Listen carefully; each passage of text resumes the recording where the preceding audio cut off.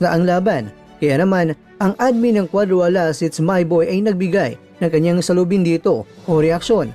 At alam naman natin, ng admin na yan ay itong si Coach Jason Casimero. Kung sa ating nakaraan na video mga kwento, ay bumanat si Coach Jason kay Inoue sa pamamagitan ng pag-comment sa post ng Top Rank Boxing sa poster ni na Inoue at ni Ramon Cadenas.